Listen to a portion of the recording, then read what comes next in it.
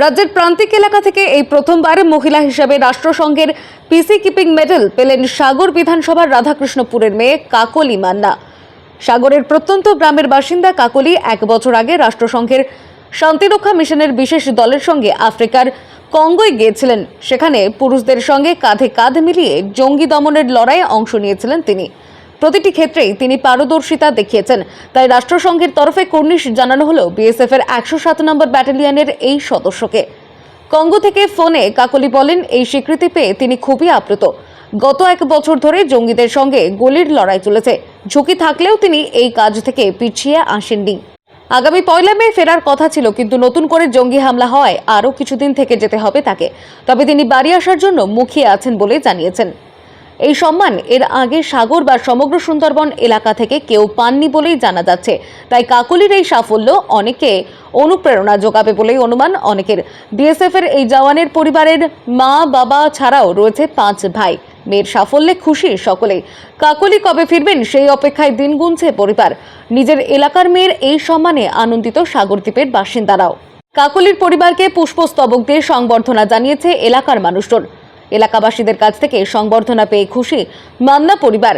কাকলি মান্নার দাদার স্বপন মান্না, সত্যিকারের আমার বোন যেদিন মাঠে যাবে তার আগের দিন বোনের শরীর খুব অসুস্থ হয়, স্যালাইন দেওয়া থাকে। আমাদের স্থানীয় ডাক্তার দেবাশিস জানা, উনি স্যালাইনও দিয়েছিলেন। আমার বাড়ি থেকে সবাই বলছিলেন যে এই অবস্থায় যেতে হবে না, কিন্তু আমার বোনের যে জেদ, সেই জেদে আমার বোন যায়, আমিও তাকে সঙ্গে নিয়ে যাই। মার্ক পাস করার পরে উনি এখানে চান্স পায়। এখানে প্রথমত ও ইয়েতে থাকি, আমার পাঞ্জাবে, প্রথমে পোস্টিং পাঞ্জাবে হয়, তারপরে আমার নদিয়া ফারাক্কায় থাকে। ফারাক্কা থেকে ও এরকম কাজের জন্যে তো এটা।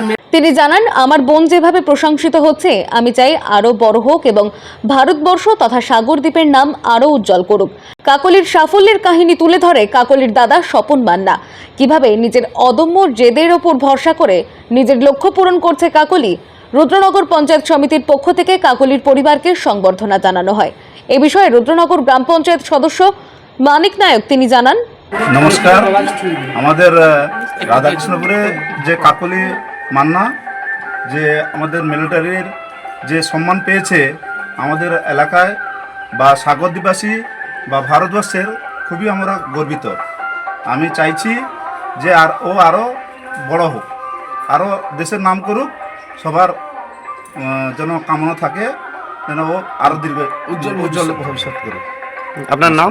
আমার নাম মানিক নায়ক, সাগর পঞ্চায়েত সমিতি পঞ্চায়েত রুদ্রনগর গ্রাম পঞ্চায়েতের সদস্য।